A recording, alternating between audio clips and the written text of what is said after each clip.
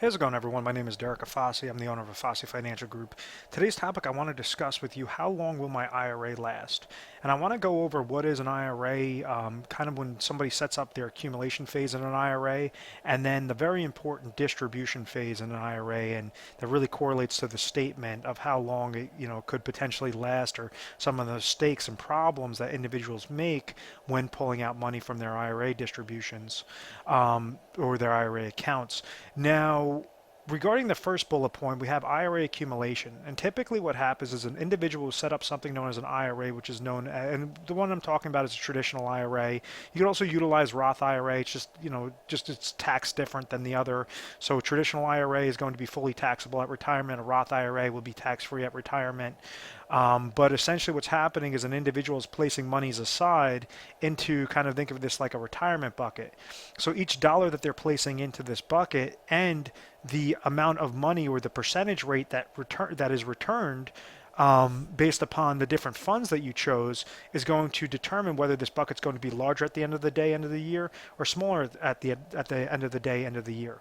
So when somebody is younger, they could essentially place more dollars into their IRA contracts, hoping that the market should typically increase, and therefore they could be getting those nice positive percentage gains on top of the contributions that they're making to increase this retirement bucket, this IRA bucket. So it's known as an individual retirement account.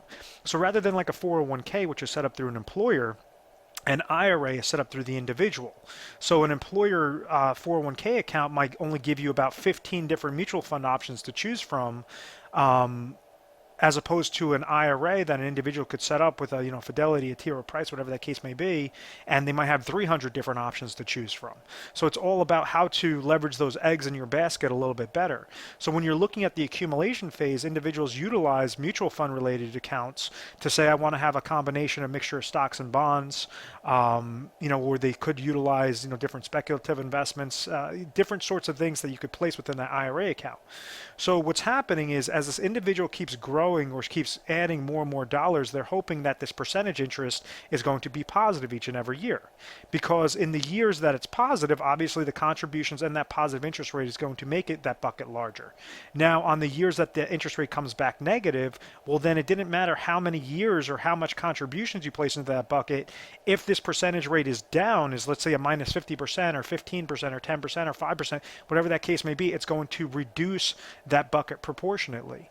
So you have individuals in 2008 that were walking into the year with $1 million in their IRA accounts, and then at the end of the year they were walking away with $600,000. And it's because of this interest credit came back negative and completely messed with their entire mindset that the market's always going to be going up, and this money is always going to last me for the rest of my life.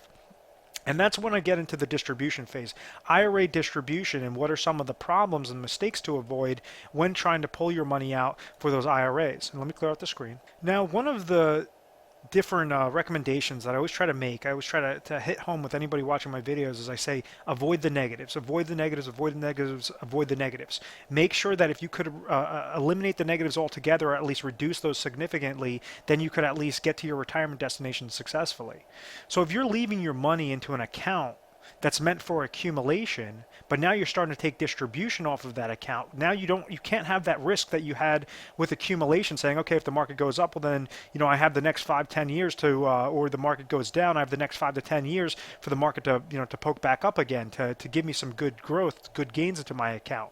So when it comes time for that distribution, you have a limited set amount of years, because many times you can't work as long when you're older, so therefore you're saying, I want to just pull out this money that I've accumulated throughout my lifetime and make sure that I'm doing it at a safe, consistent basis, that I cannot outlive this money.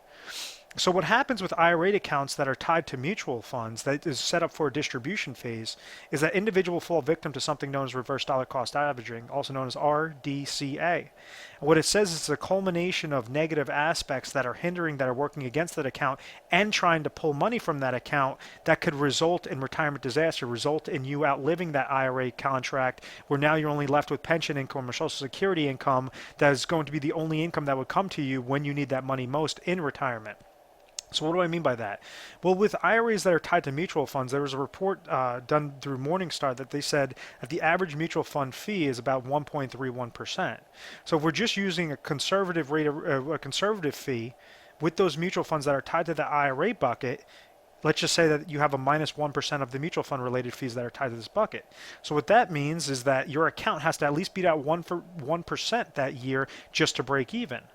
Now, many times, because individuals don't really know, how to pick those funds properly, they'll go to a specialist. They'll go to a wealth accumulation specialist or retirement specialist, a financial advisor that says, okay, based upon our expertise, we're going to charge you something known as a wrap fee, which is 1.25% per year on top of your account just by our recommendations, which wouldn't be a bad thing if the advisor was always correct. But one of the little stipulations with their paperwork that you're signing, it says that no investment performance is guaranteed. It's not guaranteed to always have a positive rate of return. They could show you illustrations all day long, but if the market wants to go down, the market's going to go down. Just like in 2008, you had individuals that were set up with investment advisors and financial advisors that were charging them wrap fees, and their accounts still dropped by 50%. Some instances were worse, some instances not so bad, but understand the only thing that's guaranteed off of those types of accounts, those variable accounts, is that you're going to be paying a mutual fund related fee and also that advisor fee. And we could just say 1%, but typically it's going to average right around 1.25%, and your mutual fund related fees are going to average right around 1.31%. So then the next stage goes to downward market loss. Yes, the market could be going up, could be going up, could be going up, but let's say, if we give an example, let's say your account gains 50% the first year, then loses 50% the next year, well, this would have averaged a 0% rate of return, right? But if we were to go and place a number, let's just say we use $100,000 in this example, your account would have grown to $150,000 the first year, then it would have dropped down to $75,000 the next year. So therefore, your actual rate of return would have been minus 25%. You could do this either way, any way that you set this up. You could say minus 50 the first year, plus 50 the second year, whatever that case is. On paper, it looks like your averages weren't that bad, but even though you had a minus $25,000 loss or minus 25% loss that specific year. So let's just say in a given year, your account, the market has been extremely volatile, your account drops 10%. Well, now this account's dropping 10%, and then you also have to add on your mutual fund related fee and the advisor fee that would bring it to a minus 12%. Let's say that year that you want to pull out 5% worth of income to live off of for retirement. Well, you're pulling out 5%, your account could have went down 10% or 5% or whatever that you want as this negative number. You still have to pay the fee, you still have to pay the fee. So this is now a computation of negative aspects that are working against this IRA contract, which is now forcing you to pull out a higher percentage each and every year because you're getting hit with these negatives. So losses hurt far worse than gains could help you, especially when you're looking for that distribution phase in retirement. What I mean by that is, let's say if you have an account that had $100,000 and you decided to pull out $5,000 that year, but it dropped $17,000 worth of value. That means the next year you're walking into the year with $83,000. $5,000 of $83,000 is much higher than 5% of $100,000. So, understand that now this number is going to be higher because you're going to have to still live up to that $5,000 of income, and all of these negatives are going to be exponential, thus resulting in an account going down to zero faster. Once your account hits $0, well, now there's no more money there. You cannot pull any more money. And that is a major, major problem. This is something that I want you guys to have as a big takeaway, is how can you avoid those problems successfully, making sure that you're being conservative and you're setting up the correct safe strategies for your specific situation that is correlated to those IRA accounts. So this last bullet point, I say, maximize your IRA with correct safe strategies. Now there's ways on how you could correlate your specific goals to how much income that you want to have on a guaranteed basis. And what do I mean by that? Well, there's specific IRA contracts that you could set up that do not have those mutual fund related fees, do not have those advisor fees associated with it, do not have downward market losses, meaning that if you're looking mainly at a return aspect, you could have safe, consistent growth that do not have any fees associated with those types of accounts. Now, there's also a catch to those types of accounts because they're going to restrict how much money you could pull out for X amount of years. Because if they're not paying you a fee, then they say we want to make sure that you're staying within our contract for X amount of years, whether that be 5 years, 7 years, 10 years, etc. The most important types of IRA contracts, especially if you're looking to see how long these monies will last, is to correlate it exactly with something that will provide lifetime income through lifetime income riders that you could attach to specifically designed IRA contracts. So what would essentially happen is, let's say if you have a budget or you have certain expenses that are going to occur in retirement, of maybe, let's say, $50,000, but you have Social Security income that's coming to you for $30,000. You have pension income that's coming to you for another, $15,000. Well, now you have a specific gap of $5,000 of income. Rather than try to pull out $5,000 of income, what you could do is you could leverage what the most optimal IRA contracts are out there to provide lifetime income to both you or you and your spouse, to make sure that you're utilizing the smallest amount of dollars into those contracts, but as much as necessary, to say even if your account value hits $0, that $5,000 would still be going to you guys for the rest of until the second spouse passes away. If something happens to you before that time, then whatever's remaining in your account value would go to your beneficiaries successfully. And those are some of the different things that we try to show individuals at a Fosse Financial Group. We like to specialize in retirement income planning, and a large portion of retirement income can be leveraged through IRA contracts. These are contracts that you couldn't touch before 59 and a half because you were looking to retire in your 60s. So how exactly could you make sure that you're leveraging your IRA the best possible way?